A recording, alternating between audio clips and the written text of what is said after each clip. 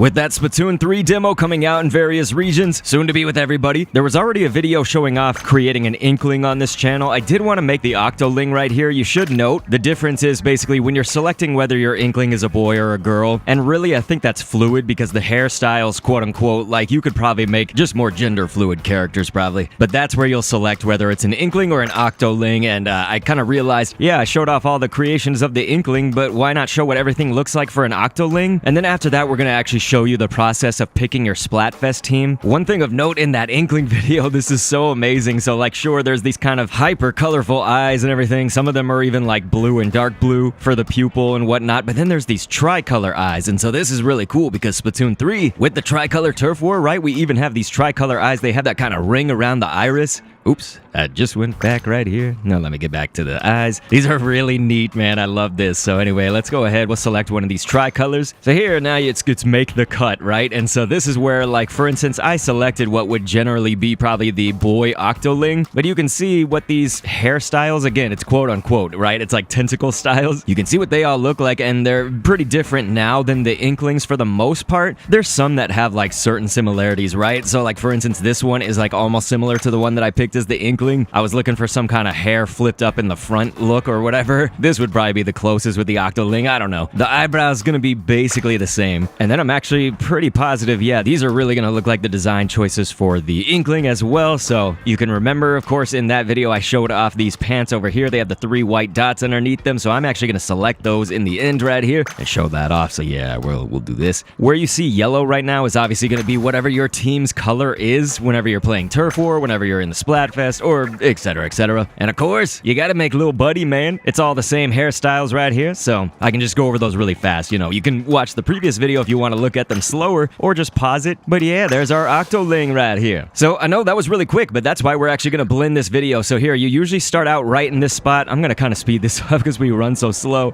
But kind of 2 things to point out right here that have to do with like Splatfests or kind of related. The related would be the mailbox. So right when you begin, you're looking at the stairs. If you go to the right, you can see this red mailbox, and that you can read right there. It's basically just to post your drawings or your just like posts in general about Splatfest and things, and you'll see them on the signs. Look at that, all in the distance. There's some right there like hello with all those exclamation points. But anyway, now let's say that you start the demo and you're here just in the plaza. You want to go to the left if you want to pick your Splatfest team. And so I'm actually also going to show before I pick Splatfest info. So it's that minus sign. You saw it down on the bottom right. This is going to have a lot of the information that I actually have from a video on this channel previously with the knowledge that we had from the website, basically. So I'm really gonna summarize a lot of these rather than actually read every single word. Like, you can totally pause it or go back to my other video. But one question people had, I think, generally about Splatfest, especially if you haven't played them before, but the conch shells, that's gonna be a part that you do during the sneak peek. So yeah, for the first time, really, Splatfests, you can actually be doing something towards your team's points before the event's hours really begin. And by that, we really mean the main event now, right? Because you earn conch shells by just fighting in battles. I mean, you get out there for that, but also when it says working shifts, I'm pretty sure that that's going to be the salmon run mode. So do salmon run, do battles, just play. That's after you select your team, basically, and before the Splatfest hours begin. That's what we're talking about. Sneak peek is what you can call that. And so your main event, basically, when the hours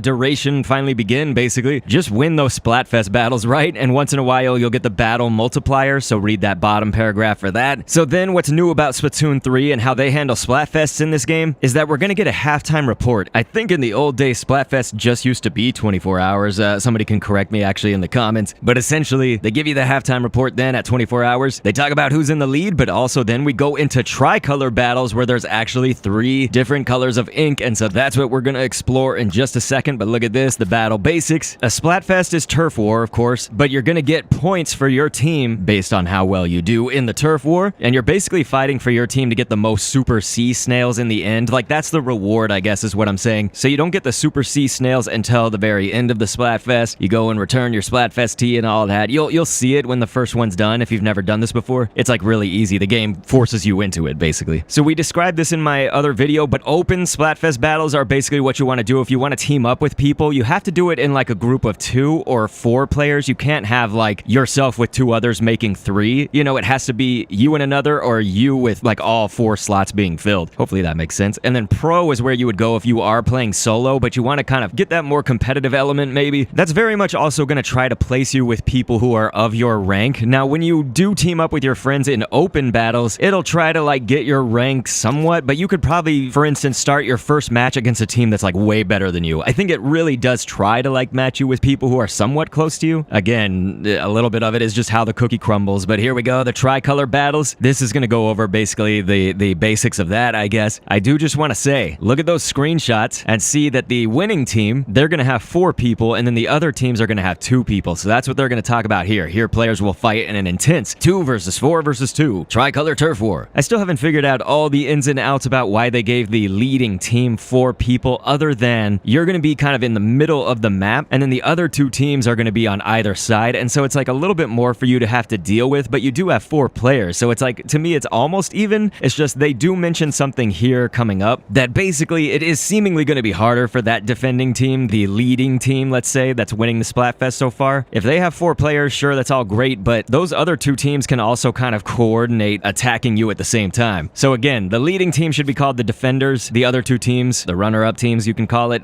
they'll be the attackers. That's kind of their terminology that they use in this game. And so you do want to go for the ultra signal. So that's what that's talking about right there. Definitely pause this, look at the ultra signal, pause everything if you really want to read more in depth. Again, I just want to summarize, otherwise this would take like forever. But yeah, if you get that ultra signal, you have to kind of like hold on to it for a long time though. That's the thing. And I think this is going to confirm what I said in my Splatfest video, but basically I think the member of Deep Cut that's your team leader, like for instance Team Scissors is in the red with Big Man, but like Fry is right there for the yellow team. I think it's going to be your leader that shows up basically to deploy the Sprinkler of Doom. Just as it says, it's going to ink the turf without you. You want to get those. They also help you win. So see how it says you earn the clout based on rank, the number of attempts the team made on ultra signals, and then how many ultra signals a team actually secured. So you got to basically keep them under control, right? And get those ultra signals. So again, that's going to be like a huge thing for you and your Splatfest team to win overall. Show no mercy, as they say. But all right, here's some tips right there. As they say, you know, you really want to secure that ultra signal. It's going to help you with your turf, but it's really for winning the Splatfest, right? So definitely you guys are going to want to join my Discord if you feel like you don't have people to play with, because it's like going to really favor, I think, people who play together and coordinate when it gets to the tricolor especially. And our Discord server, it's going to be in the description, the top pinned comment, but we've got lots of people there already. It's still going to be building out and everything, but for when the game launches, you'll be able to do some matchmaking in there, just ask people and work together with them, you know? Like, it's just going to be a good way to get you guys coordinated, and you use that. Please join our Discord. But yeah, keep them away from the ultra signal, you guys. But I'd say, like, if you're not that group of 4, hopefully you can feel each other out and get some good synergy and whatnot. You're really gonna kind of coordinate your specials, coordinate everything, and ink that turf. Of course, it's still turf war, but here you go. You get those final results at the end of it. It just automatically plays the next time you open up the game after the Splatfest has ended. Like I said earlier, the winning team gets the most of the Super Sea Snails. So this is all broken down in my Splatfest video. I can link to that and everything. So okay, it is the moment of truth. Ladies and gentlemen, I know you're wondering which team I'm gonna pick. This is all based on you, my viewers, and my Discord community. You guys voted for it overwhelmingly. Team Scissors with the red ink and Big Man. It is now set in stone for the first Splatfest. I will be rolling with Team Scissors, and any of you guys that are rolling as well in our Discord, you can come play with me when we stream this live with the Splatfest coming up. And there's your Splatfest tee. Make sure that you equip that. You can equip and register your entire set. Like, you could register 5 builds already if you wanted to. Like, this is a build that I already have. You know, arrow spray, those headphones, that Splatfest tee, the shoes. You just press that minus sign that says freshest fits. That lets you register it. So go ahead, you guys, click an end screen, join our Discord, and thanks for viewing.